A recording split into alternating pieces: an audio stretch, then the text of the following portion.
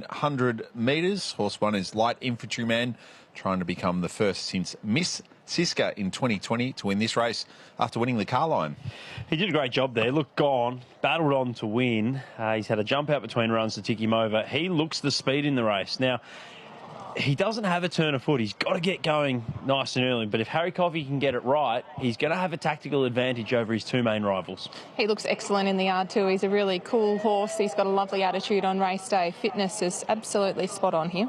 Same colours, different stable. Chris Waller presents the 2 Buckaroo, runner-up in the Futurity to Pericles, scratched from last week's All-Star Mile. He was. That's a little query. He's had a setback between runs. He's 3 weeks between runs, which I don't mind. Loves this track and distance. He won an Underwood brilliantly a couple of seasons ago. He looked the winner, but Sedalius kicked back to beat him. He's the class horse of the race, Amy. He was terrific first up. He's had the 3 weeks, a little setback. How does he present? Well, he always presents just a little bit big around his middle bend, so today is not really any different. He is moving beautifully here, though. His coat's lovely and healthy. I think it's a good parade by him. Colin Hayes won the race, registered as the St George on 4 occasions. His grandsons try to win it with the Perth Cup winner 3, Apulia. He'll be fitter for that run in the Blamey. He's definitely suited rising in distance. I did think Birdman was better than him last time out, so I guess the question is, has he made enough improvement out of it, Amy, to turn the tables? I don't think fitness is any issue here. He's lovely and toned, especially over his rib cage, and I do say it quite often about this horse, but it's worth noting he's got such an unbelievably good attitude for an entire. You don't usually see them this sensible.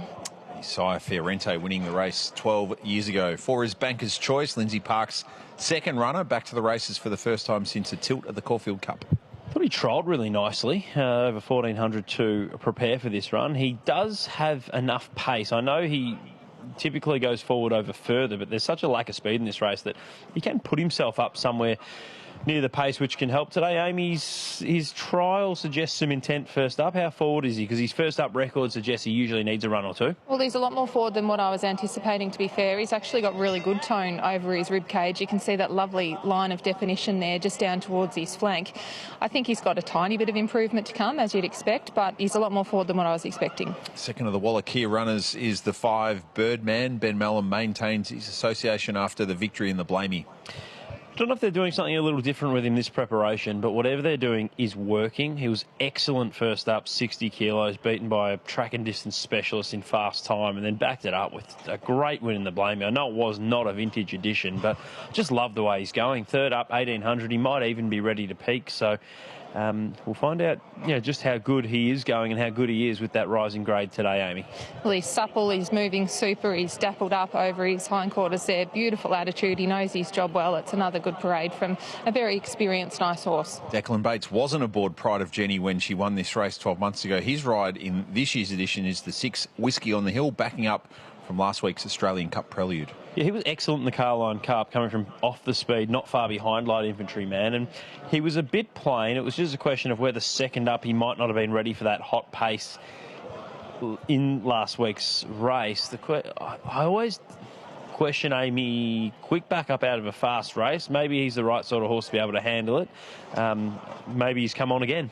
Well, he's quite a high-energy horse. I think that he seems to have bounced through it really quite well. I didn't see him last week, but he presents very similar to how he usually does. He's a good-looking horse that's been in great nick, all prep. 7 Chief Little Rock scratching. Fantastic to see the 8 Basilina back at the races. Yeah, she's had a trial and a jump out to prepare for the first up run. I thought she jumped out pretty well. It says 5th of 6, but behind some pretty sharp horses, and she was doing her best work late there. Look, I think she'll improve for the run, and probably once she gets out over further in a race, a bit weaker. Yeah, great to see her back. She's in really healthy order. I think that she's got a bit of fitness benefit to come, which is what you'd expect after having such a long break, but great to see her here. She's the one flying the flag for the girls. Mares have won 5 of the last 6 editions of the Peter Young, and the last time we had 2 of the top 5 from the previous Cox Plate contest this race, it was 2014. Buckaroo second, Light Infantryman 5th. In the Valley Classic are here for the Peter Young. Ben, your tips. Yeah, I struggled to split these two, the 2 stablemates, Buckaroo and Birdman. I went with Birdman because he is just flying this preparation. I don't know if they've changed his training around, but whatever they're doing, it's working brilliantly. I've just been so impressed by his 2 performances. Third up, I think he's ready to peak. Buckaroo, his form's as good, if not better. He's the class horse of the race. it's just that little setback. Where he gets to in the map, how it's going to work out for him, I'm not sure, but that's for Jai McNeil to overcome. He's certainly good enough. We know he loves his track and distance. And light infantryman, he's going to have an advantage in that he's going to be ahead of those two in running, but he doesn't have a turn of foot off slow speeds. We know Birdman does, so that's going to be up to Mrc Caulfield to try and make this more of a test of stamina than a test of turn of foot, because I don't think that's really going to suit him. But I do think those three horses in the same colours, I'm tipping one of them will win it. I think it's just pretty hard to split them. Amy, what about from the yard? Well, I feel exactly the same way as you, Ben, except I've gone a different horse on top. I've gone Buckaroo on top. I thought he looked really good. He always looks a little bit round around the middle, but I thought he presented really quite well. Light Infantryman also looks absolutely superb, as does Birdman. So I agree. I think it could be a big race for Aussie Kerr. Let's catch up with Jack Turnbull, who has Light Infantryman. How is he? Yeah, he's really relaxed, Amy, so very pleased, drawn a good gate, and doesn't look to be a lot of natural speed in the race, so hopefully he's a big part of that. He was great first up. How's he been between runs? Very good. Cannot fault, so he's had a seamless prep and build up to this, and yeah, we've got a different rider, so Ethan and Harry have spoken, and hopefully everything goes smooth. His barrier antics were a little issue as a younger horse, but he seems to be better, so hopefully that carries through today. Best of luck. Thank you. Yes, well, Bucky, he is the pick of the yard, and he's the pick of the bunch too. When it comes to punters, tippity-tapping the app, this is the feature. It's all about Buckaroo. To be nice and close at the 300 and run over the top of him. Into 225, it's a good go late, race 8, number 2. Birdman. And with that, he's just rock solid. He's rock solid at 320, Light Infantryman. He's sneaking out now to $4.40 from $3.80. Hold, you're going to get a better price for your leader to try and skip away, and not much else is happening. Race 8, number 2, Buckaroo to bounce back to the winner's stall. You win some, you lose more. For free and confidential support, call the 1-800 number or visit the website. So a fascinating edition of the Peter Young Stakes at Group 2 level, one of the main lead-ups to the Group 1 Australia Cup in a fortnight's time. We saw the other main lead-up for the race being the All-Star Mile, which was won by Tom Kitten. He'll head towards the Australian Cup. It was a fast race, the All-Star Mile, a war of attrition. Tom Kitten won it. And this race, I don't know if we'll see a similar run race here over the 1800. You've got Light Infantryman. He can go forward. Banker's Choice shouldn't be too far away. But what's going to be fascinating here is where these other horses settle. Birdman doesn't usually begin brilliantly. If he was to jump well, he could potentially settle closer. Maybe Buckaroo can be closer, but they do like to save him for one last crack at them. Real advantage, Light Infantryman, but he doesn't have much of a turn of foot, so they need to get going early. Let's hear from Mrc Caulfield with Nigel. Mrc Caulfield has got the Festival of Racing dress code down pat and has involvement in 3 of the runners here in the Peter Young. Bray, great to see you. What are you anticipating across your 3 runners? I said to Oz coming here that as the Sheik, you should be here representing. But Aussie tends to stay at home, so I'm the substitute. And listen, the market tells you they're all great chances. It's no doubt Buckaroo's a class horse, and I think that's where my heart is, because, God, he deserves to get back in the winner's stall. But the other 2 are formidable opposition, as are a couple of others in the race as well, so we're certainly not taking anything for granted. The team were able to move past the All-Star Mile scratching and pretty quickly focus on this as he's bounced back? Yeah, it was obviously disappointing to miss that race. He was primed. But this is a good contingency plan and still gives us a couple of weeks to the Australian Cup.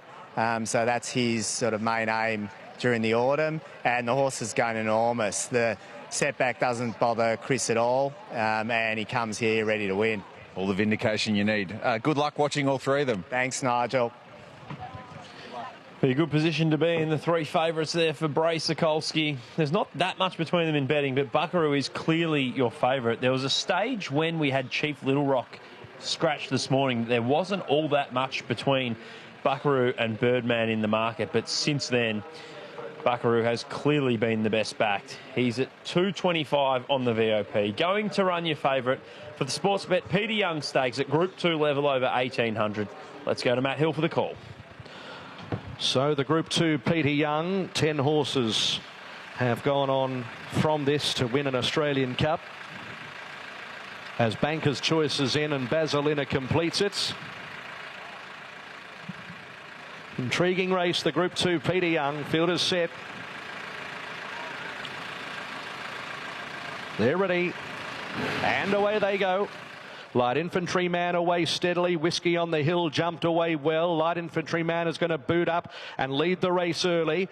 Buckaroo and Birdman behind those horses, and they were followed by Banker's Choice, Apulia and Basilina last. Light Infantryman is going to lead out right at the 1400 metres and puts up 2 lengths on Whiskey on the Hill. It's quite fast early, and they were followed by third on the rails, Birdman. 3 further back is Buckaroo, and then came Banker's Choice, Apulia and Basilina last on top of the hill. 1200 metres to go, and it's the Carline Cup winner, Light Infantryman. By a length and a quarter, Whiskey on the Hill as the leader steadied up the hill. About 2 further back in the field in third, Birdman getting a nice trail. A length and a half to Buckaroo, a length and a quarter Banker's Choice, 3/4 Apulia, 2 lengths Basilina. To the side of the course through the 1000 marker, and it's Light Infantryman into a rhythm by a length and a quarter. Second is Whiskey on the Hill, 2 lengths to Birdman. Third on the inside, and Buckaroo 3/4 of a length away, fourth off the fence. Banker's Choice 5th the inside, followed by Apulia and a length and 3/4 Basilina. Light Infantryman approaches the 650 with Whiskey on the Hill, just pressing it now about a half length off it, just forcing the issue. They're a length and a half in front of Birdman on the rails, and then came Buckaroo just inching a little bit closer from Apulia, Banker's Choice, and under the Persuader is Basilina as they come around the home corner. They're off the rails, the entire herd up the middle. 400 metres to go. It's Light Infantryman, led from Birdman, who sidles up 3/4 of a length away. Buckaroo is joining in, and then Banker's Choice and Apulia. Light Infantryman approaching the 200, grabbed by Birdman. Birdman, hands and heels, went to the front. Apulia and Banker's Choice run on, but Birdman is clear, and Birdman wins it. Birdman, a soft victory in the end. Apulia, Banker's Choice, and then came Light Infantryman. A gap, Buckaroo, Whiskey on the Hill, and Basilina. Birdman, the Blamey, now the Peter Young, and they can give thought to whatever they like. But the Australian Cup seems like a logical next step. Can he join those that have done the double in this race? We haven't had anyone complete that said double since Fiorente in 2014. That said, 5 of the next 7 winners of the Australian Cup did come via the Peter Young as part of their preparation. In the end, he's had a margin on the line, Birdman, from the likes of Apulia, Banker's Choice and the stablemate Buckaroo. Birdman for Ben Mallam takes the Blamey, takes the Peter Young. There was one horse travelling on the turn, wasn't it? And it was the winner. I'd be fascinated in your opinion on this, Amy, as to maybe whether they've changed things up a little bit with him this preparation. I don't know whether there's a chance they could be maybe leaving more condition on him, training him over shorter, sharper distances in his work, just to get some sharpness in his legs, or whether it's just that he's acclimatised this preparation, got the residual fitness from the spring, and he's just going better than he ever has due to that acclimatisation factor. But whatever it is, he is absolutely thriving. I've heard you first up, you today, Nick second up.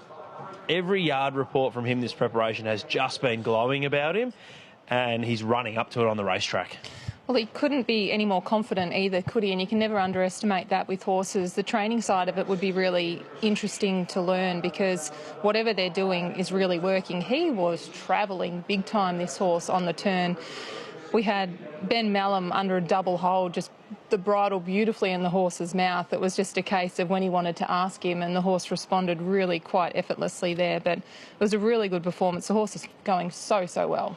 He's a genuine Australian Cup contender on the strength of that performance.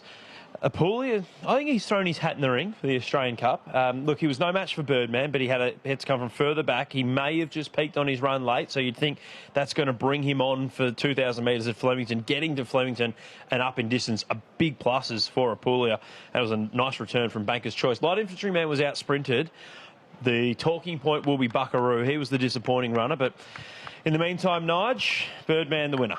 13 years after Fortella's victory in this race, Birdman puts the Peter Young Stakes trophy in Chris Waller's hands. Lizzie Collett is with it. And Lizzie, everyone's pondering, not that he wasn't running poorly in the spring. You win at Kingston Town, you run 6th in a Caulfield Cup, you're going well, but he's clearly gone to another level in this side of the calendar. Is there been tweaks in his training? Take us behind the curtain. I completely agree with you, Nigel. He's a different horse this prep. I think his 3 runs have shown that. He's absolutely been phenomenal. He's like those imports, they do take a while to adjust, and this prep, like you said, he's just really turned into a magnificent horse, and each run has been outstanding. And today he's just, I mean, you could see in the straight he wasn't even asked until he really had to, and he put it away very easily. Ben Melham's traits seem to match him really well also. Yeah, he's an absolutely kind horse, just such a cool customer, and I think, that puts it into his races too. He doesn't waste any energy pre-race, and he leaves it all for the course. What was the immediate thoughts on Buckaroo's performance second up? Good. I maybe thought he'd run a little bit closer, but he was still very good, and happy with him. Well done, Lizzie. Ben Melham comes in to join us after the victory on Birdman in the Peter Young. Well, interested in your thoughts too. There's seemingly nothing that's changed to his regime, but the results are being produced. What's your view? No, as I said, I've had a bit to do with in this preparation, and I was really confident that, sort of thought all early doors, the way he was going, he was, heading in the right direction to be really competitive in Australian Cup, and the more I have to do with him, the more I think he can win it. So, he's been a bit of a revelation, the horse, but as I said, he's in the right stable. He may have just taken a little bit of time to acclimatise. Very relaxed customer. See him there now, he's about to fall asleep. So he takes a bit of waking up, but the ability's there with him. He's certainly going really well. Apart from his demeanour, what were the best aspects of today? Well, I don't think the run will hurt him at all. He just got into a lovely position. Didn't sort of spend any pennies until the last 250 metres, and I felt he had the race at his mercy a long way out. Look, he seems to be going really well at these shorter trips. He'd be no worries at 2,000, but maybe that's the way to go with him, a bit of freshness in his legs, but I'll leave that to the expert. Thanks, Ben. Thanks.